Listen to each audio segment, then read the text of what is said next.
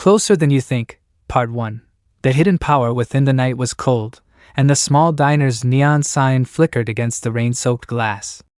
Inside, a young man sat with his head in his hands, a cup of coffee untouched before him. His name was Daniel. To anyone watching, he looked like someone on the verge of giving up. His business had failed, his savings were gone, and his closest friends had stopped returning his calls. He whispered to himself. Maybe success just isn't for me. What Daniel didn't realize was this: he was much closer to success than he could possibly imagine.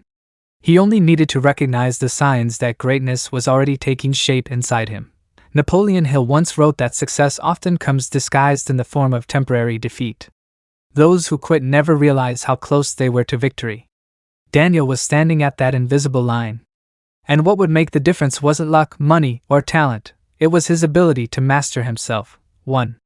The moment of choice. Across the room, an older man noticed Daniel's struggle. His name was Mr. Whitmore, a retired entrepreneur who had lost and rebuilt his fortune more than once. He walked over, sat across from Daniel, and asked, "Son, tell me, do you believe life controls you, or do you control life?" Daniel gave a tired laugh. "Life controls me. I can't control what happens. I react, and it all falls apart." Mr. Whitmore leaned forward, eyes sharp. "That's where you're wrong. Between what happens to you and how you respond, there's a sacred pause. Most people rush through it. But in that pause, in that single breath, lies the power to shape your destiny." Daniel frowned. "A pause?" "Yes. Anyone can yell when insulted, panic when things go wrong, or collapse when fear comes. But the successful, they pause. They choose. They don't react like slaves to emotion. They respond like masters of their fate." In that moment, Daniel began to understand the first hidden sign that success was near. He could control his reactions. 2. The power of the pause. Mr. Whitmore told Daniel a story of a merchant he once knew. The man had lost everything in a single storm at sea: his ships, his fortune, his future. While others cursed fate and drowned themselves in bitterness, the merchant simply said, "The sea has reminded me I am not my possessions." Instead of wasting time on anger, he studied his mistakes, adjusted his plans, and rebuilt. Within 3 years, his wealth had returned, but more importantly, his strength had multiplied. "Do you see?" Mr. Whitmore asked. "That man's greatest asset was not his gold. It was his response. When you control your reaction, you control your future." Daniel stirred his cold coffee. For the first time in months, he felt a small spark of hope. 3. Discipline in disguise. "Let me tell you another secret," Mr. Whitmore continued. "Success doesn't come to the strongest or the smartest. It comes to those who make discipline their second nature." Daniel raised an eyebrow. "Discipline? That's exactly what I don't have. I start strong but quit halfway." Whitmore shook his head. "That's only because you're still fighting yourself. The successful don't fight their discipline anymore. It becomes who they are. Like breathing." He told Daniel about a baker who woke every day at 4 o'clock. To outsiders, it looked like superhuman willpower. But the baker said, "I don't wake early. Early waking has become who I am." Daniel thought about his own habits. He remembered how much energy he wasted every morning debating with himself. Should I go to the gym? Should I start working? Should I rest a little longer? Whitmore's words sank in. If discipline could become automatic, effortless, maybe success wasn't about fighting battles every day, but about ending the war within. 4. The furnace of growth. As the diner's clock ticked past midnight, Whitmore shared one last story before leaving. "Do you know how oak trees grow so strong on the mountainside?" he asked. Daniel shook his head. "It's the wind. The storms. The constant pressure. The tree in the valley grows tall, yes, but weak. The tree on the mountain grows roots deep enough to split stone. The hardship is not its enemy, it is its teacher." Whitmore placed a hand on Daniel's shoulder. "Son, your struggles right now, they are the storm shaping you.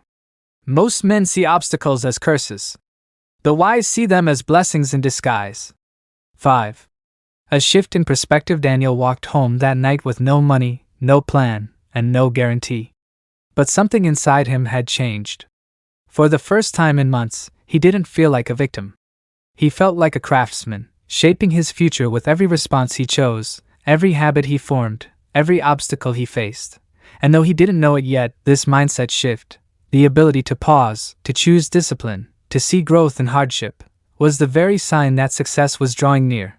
Napoleon Hill called it the hidden seed of opportunity within every setback. Daniel was finally beginning to see it. To be continued, Daniel's journey had just begun. The signs were there, but would he act on them? Would he turn discipline into his identity, see challenges as teachers, and stay the course when others quit? That would be the test of the days to come.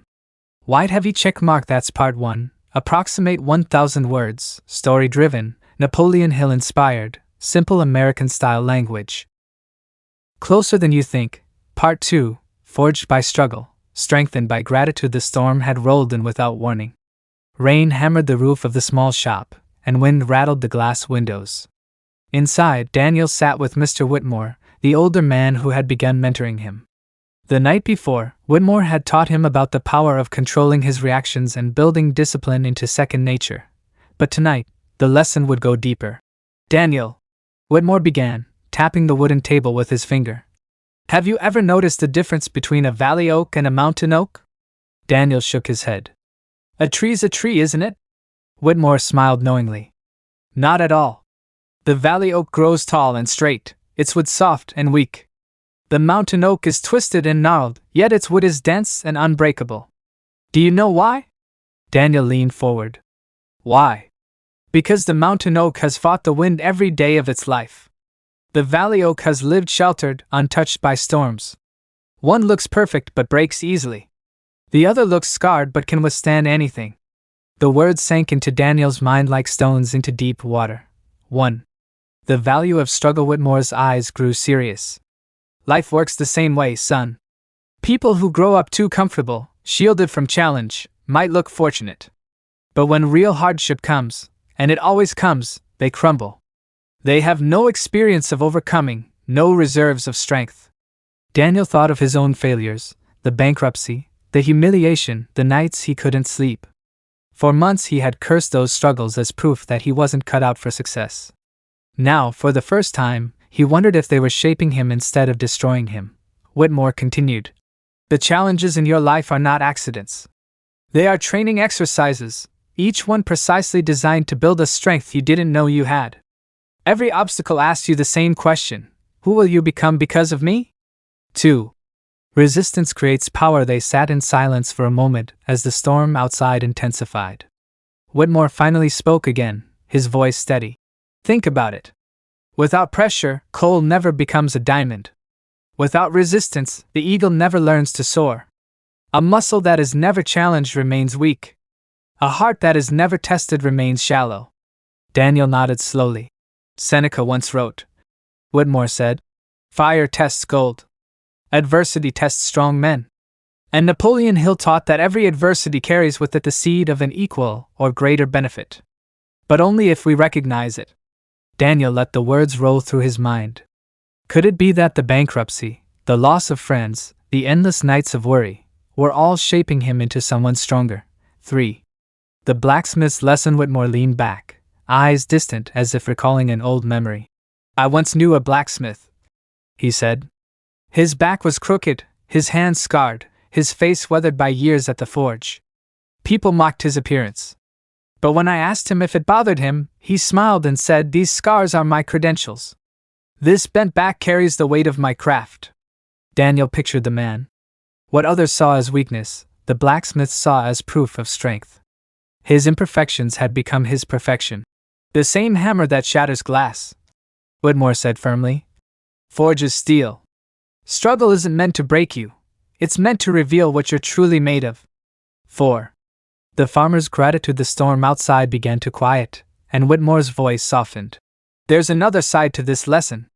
Gratitude. Gratitude? Daniel asked. How does that fit with struggle? Whitmore smiled. More than you think. Let me tell you about a farmer I once knew. One summer, a terrible drought destroyed his entire crop. His neighbors cursed the heavens, some even gave up farming altogether. But this man stood in his barren field, touched the dry soil, and said with tears in his eyes, this earth has fed my family for 30 years.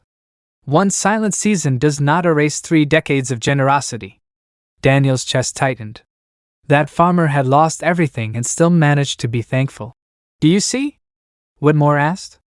Gratitude is not about waiting for life to be perfect. It's about finding abundance in what you already have.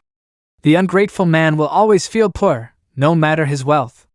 But the grateful man walks in wealth every day of his life. 5.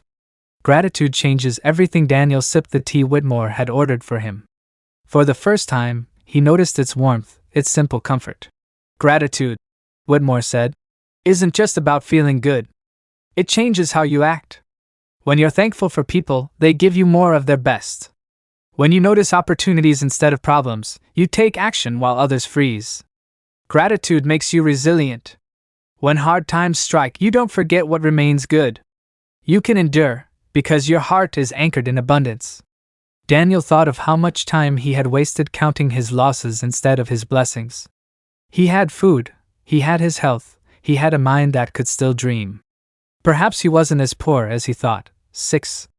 The shift inside Whitmore placed a hand on Daniel's shoulder. Start each day by naming 3 things you're grateful for. Not big things, just what you already have.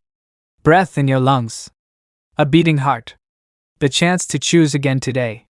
That simple practice will train your mind to see wealth where others see lack. Daniel nodded slowly. He felt something shift inside him, a quiet strength he hadn't felt in a long time. Maybe his hardships weren't curses after all. Maybe they were chisels shaping his character, winds strengthening his roots. And maybe gratitude could turn even his losses into gifts. As he walked home that night, Daniel no longer felt like a victim of fate. He felt like a man in training, a craftsman shaping himself through struggle, a farmer sowing gratitude even in barren fields. And though he couldn't see it yet, these small shifts were signs, clear and powerful, that success was drawing nearer. To be continued. Daniel had learned 2 more secrets on his journey, that obstacles were training grounds, and gratitude was a force that multiplied his blessings. But could he carry this mindset into action? Could he turn inner strength into outer results? The next lesson would test whether he could transform vision into reality.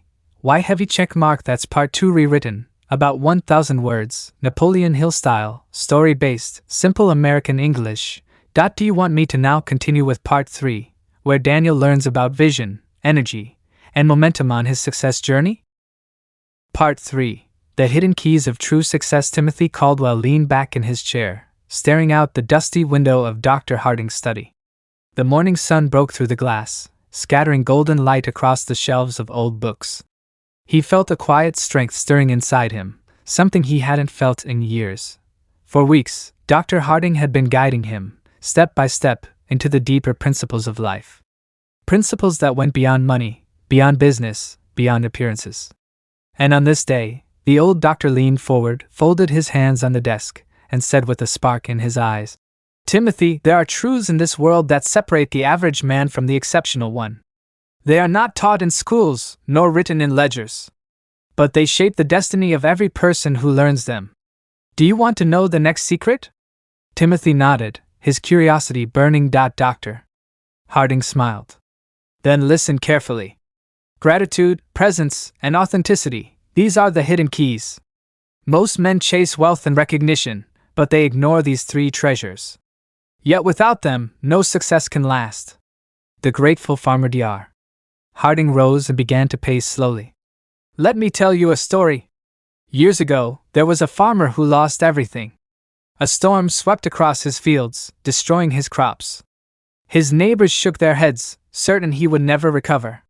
Many of them grew bitter, cursing the heavens, drowning their sorrow in drink. Timothy leaned in, his breath caught.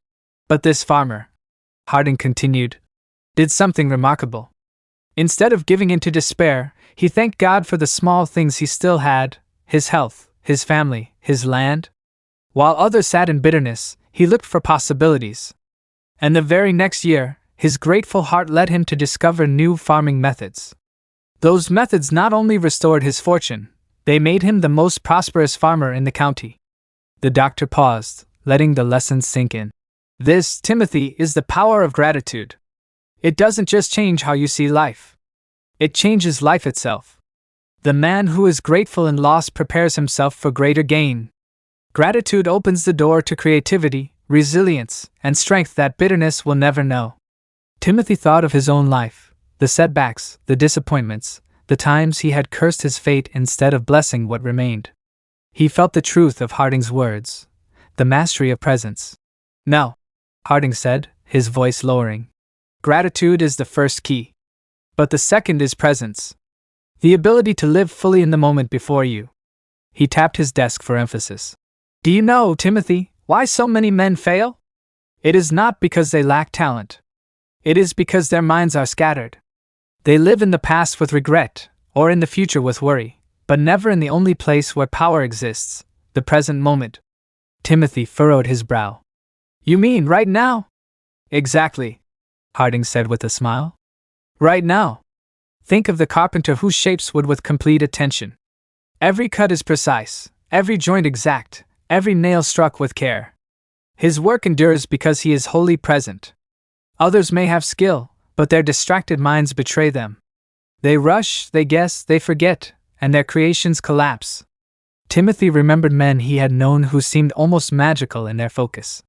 They weren't necessarily the smartest, but when they worked, they poured themselves into the task with full intensity.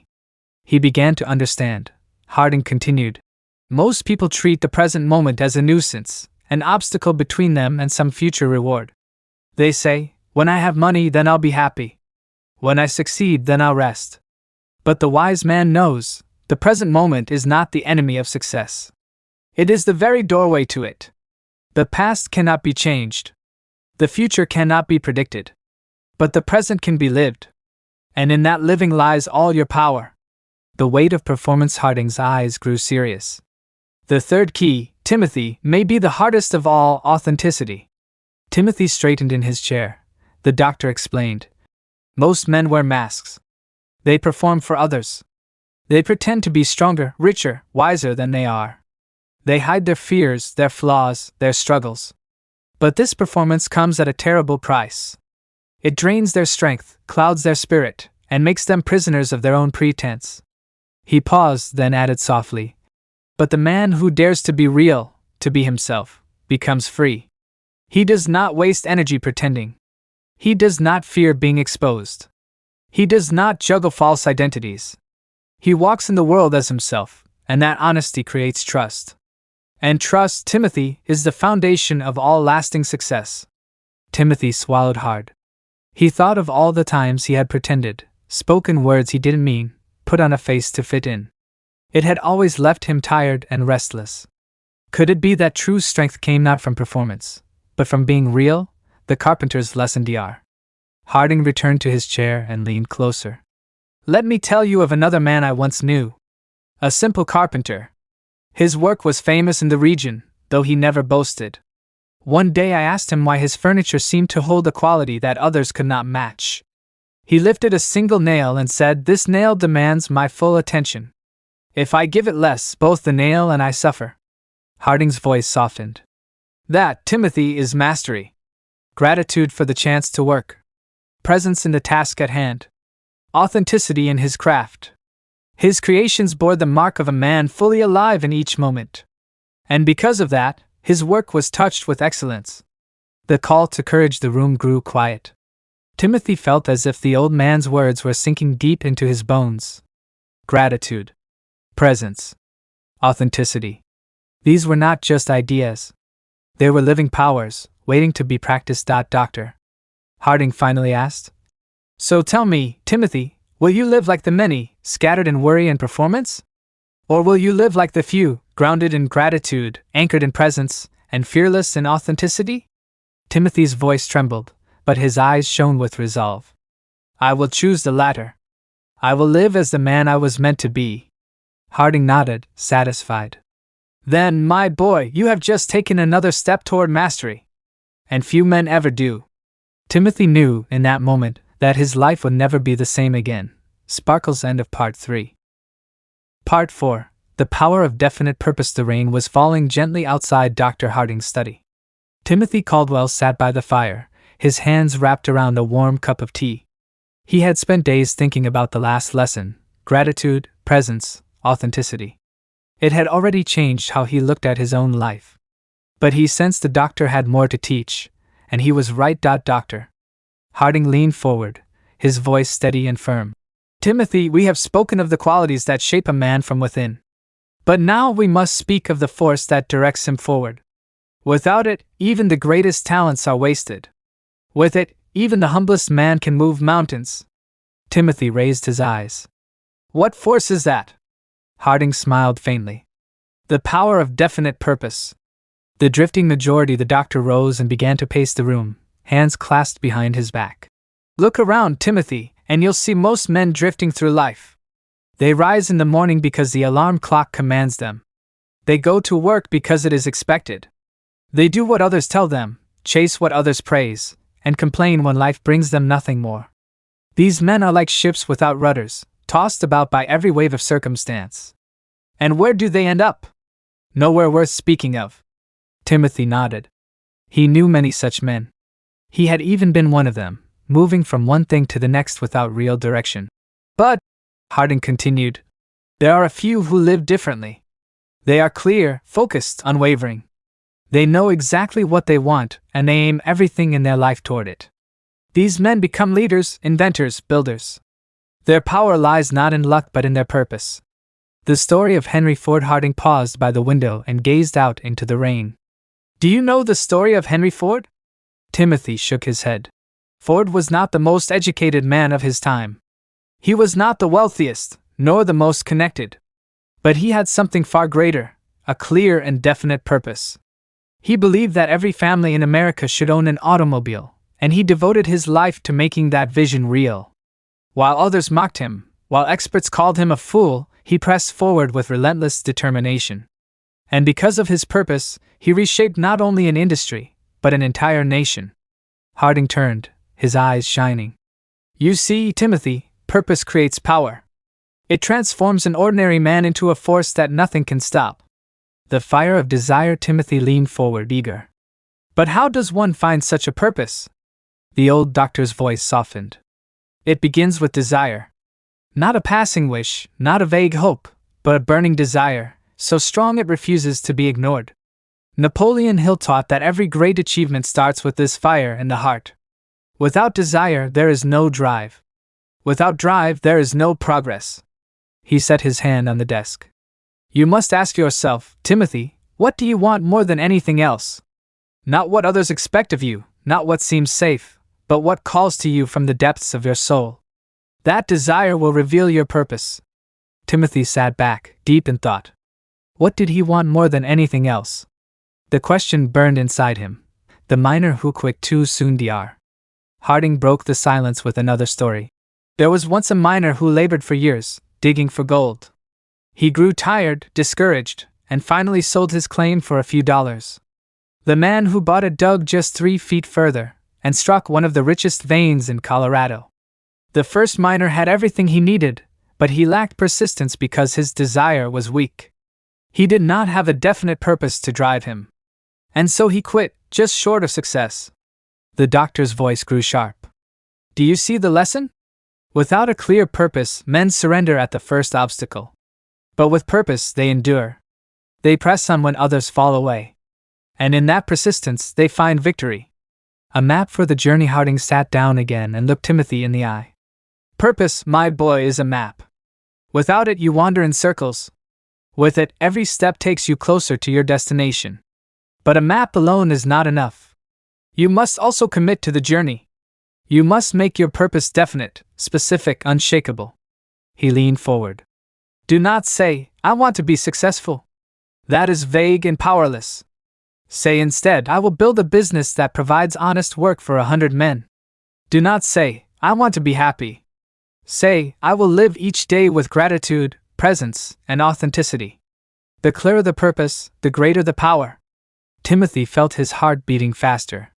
It was as if the fog of his life was beginning to lift, writing it down. No, Harding said, pulling out a sheet of paper. You must do something few men ever do. You must write your purpose down. Put it into words so clear that your mind cannot escape them. Read them aloud each morning and each night, until they burn into your very being. This is how a purpose becomes definite. This is how it becomes part of you. He handed the paper to Timothy and placed a pen beside it. Do not write what others expect. Do not write what sounds impressive. Write only what you truly desire, what you are willing to labor and sacrifice for. That is your true purpose. Timothy hesitated, the pen trembling in his hand. But slowly, with determination, he began to write. The awakening minutes passed in silence, broken only by the scratching of the pen. When Timothy finally looked up, there was a new fire in his eyes.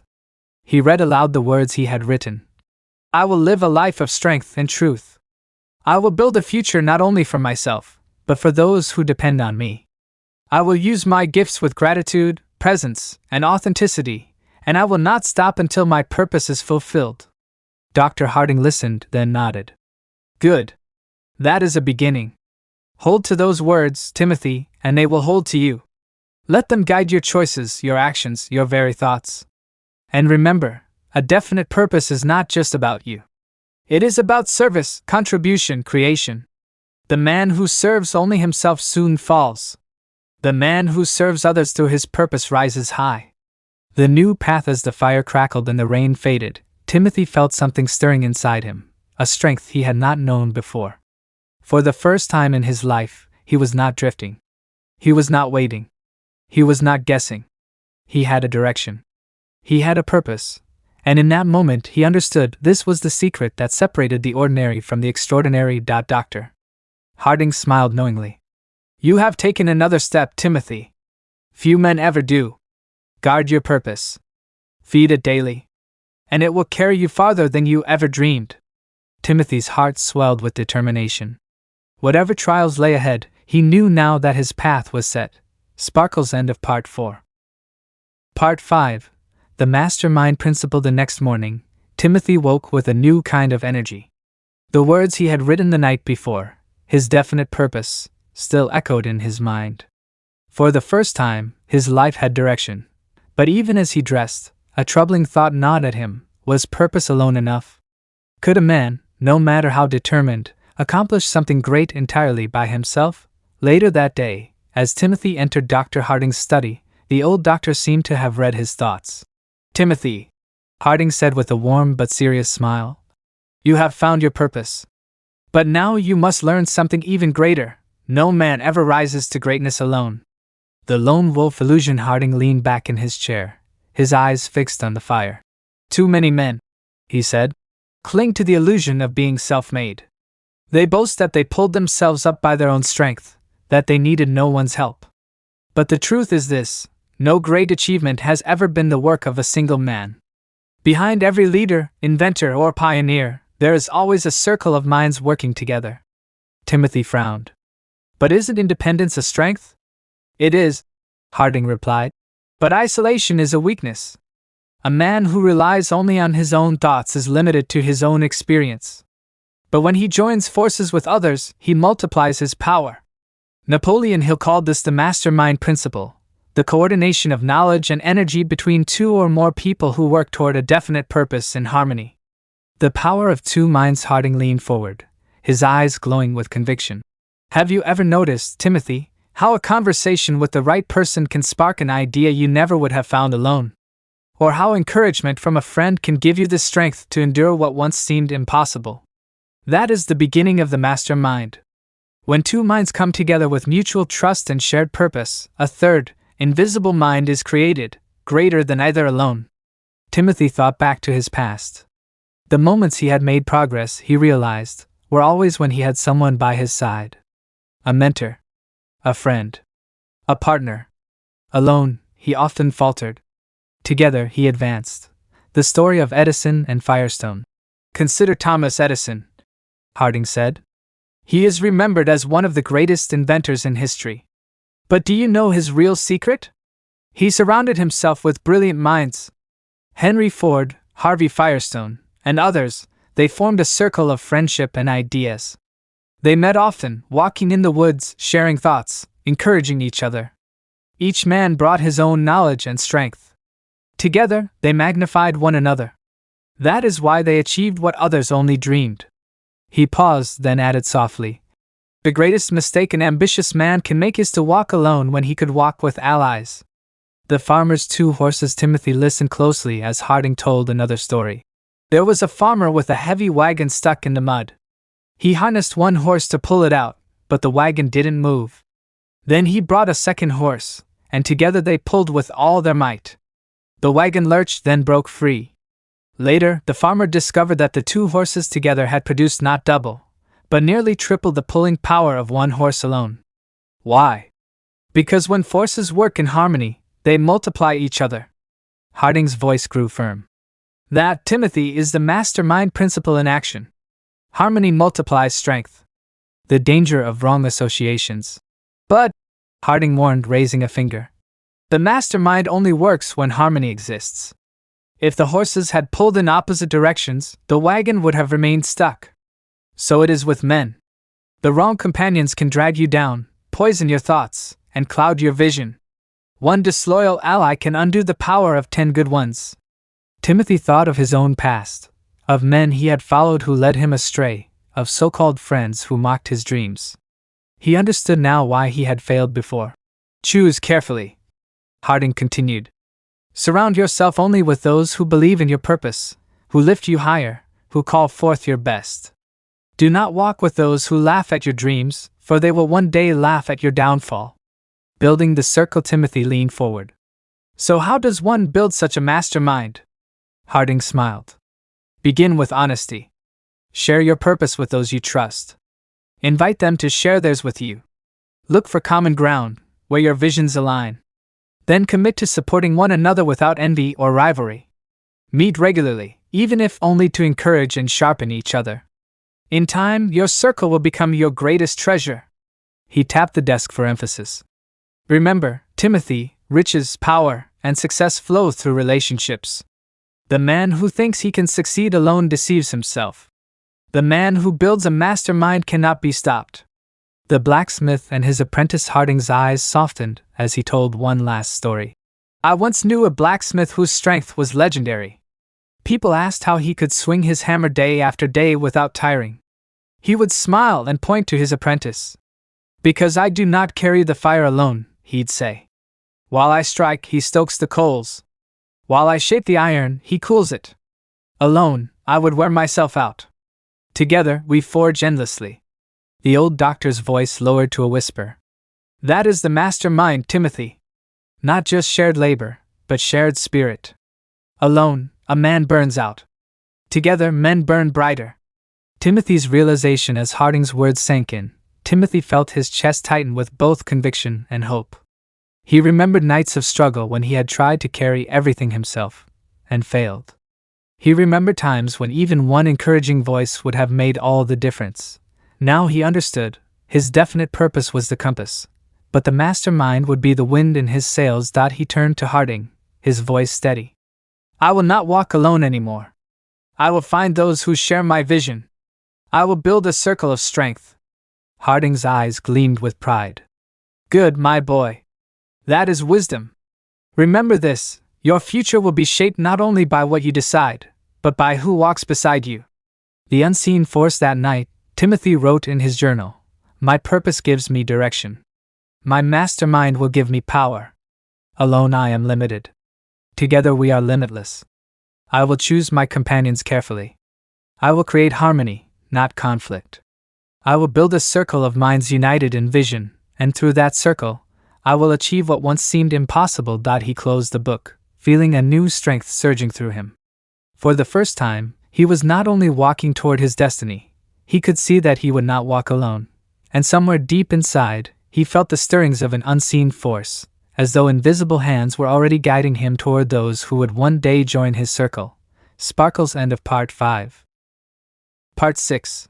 The power of persistence. The storm outside was fierce that night, rain hammering against the windows of Dr. Harding's study. Timothy sat quietly, staring into the fire. He had written his purpose, he had begun to cultivate discipline, he had embraced gratitude, presence, and authenticity, and now he understood the mastermind principle. But there was still one question left in his heart, the one that haunted him more than any other. What happens when all of this isn't enough? What happens when I do everything right and still fail? Dr. Harding must have sensed Timothy's unspoken fear, for he broke the silence with words that struck like a hammer on steel. Timothy, success does not belong to the cleverest, nor the strongest, nor even the most talented. It belongs to the one who refuses to quit. The bridge builder's Harding stood and walked to the shelves, pulling down a worn book. He opened it to a story and read aloud. There was once a group of bridge builders in the early days of America. They faced rivers too wide, storms too violent, and obstacles too great. Many declared it impossible. Yet the builders pressed forward, stone by stone, day after day, year after year. Most men would have given up. But these men persisted. And in the end, the impossible became reality. Their bridges still stand today, while the voices of doubt have long since faded. Harding looked up from the book. Do you see, Timothy? Persistence turns impossibility into permanence. Without it, even the greatest plans collapse. The hidden gold. He told another story, one Timothy had heard whispered in town. During the gold rush, a miner dug for months without finding anything. In despair, he quit, selling his land to another man. That second man hired experts, who discovered that the first miner had stopped just 3 feet from one of the richest gold veins ever found. The first man lacked persistence. The second profited from it. Harding's voice hardened. Remember this always. When defeat seems certain, you may be closer than ever to victory. Most quit at the threshold of success, never knowing how near they were. The seed beneath the soil. Timothy frowned. But how can a man keep going when nothing seems to work? Isn't there a time to stop? Harding smiled knowingly. Consider the Chinese bamboo tree. For the first 5 years after planting, you see nothing but a tiny shoot. Day after day, the farmer waters and cares for it, yet it does not grow. Most would abandon it, thinking their effort wasted. But in the 5th year, the bamboo suddenly shoots up more than 80 feet in weeks. Did it grow in weeks? No, it grew unseen for years, developing roots deep and strong. So it is with your efforts, Timothy. Every act of discipline, every choice of gratitude, every moment of presence, these are the roots. You may not see results yet, but beneath the surface, your foundation is forming. When the time is right, your growth will be sudden and unstoppable. Timothy's test. A few weeks later, Timothy would face his own trial of persistence. He had begun to work toward a small business venture with 2 friends from his new mastermind circle. They invested their time, pooled their meager resources, and worked tirelessly. But one evening, after weeks of effort, their progress collapsed. Supplies were delayed. Promises were broken. Money was scarce. Timothy's partners grew discouraged. This is hopeless. One of them sighed. Maybe we should give up before we lose everything. Timothy felt the same despair rise within him. The voices of doubt whispered, "You are foolish. It was never meant to be. Quit before you embarrass yourself further." Then he remembered Harding's words, "Most quit 3 feet from gold." He looked his friends in the eye and said firmly, "No. We are closer than we think. This is not the end, it is the test. Let us persist just one more day." Then another. Then another. Reluctantly they agreed. Weeks later their persistence paid off.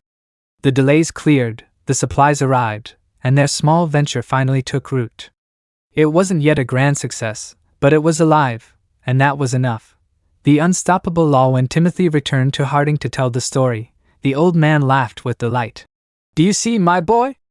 Success bows only to persistence. Talent may sparkle, ideas may inspire, discipline may carry you far, but persistence is the final law. The man who refuses to quit becomes unstoppable. Even failure cannot defeat him, for every failure only strengthens his resolve." Harding placed a hand on Timothy's shoulder. "Never forget, temporary defeat is not permanent failure. It is a lesson. It is a signal to try again, differently, stronger, wiser. Only those who quit turn defeat into final failure." The last lesson that night, as Timothy sat alone with his journal, he wrote slowly and carefully, "I understand now. Success is not built in a day, nor is it granted by fortune. It is earned by persistence, the steady, unyielding refusal to quit, no matter how dark the night or how heavy the burden.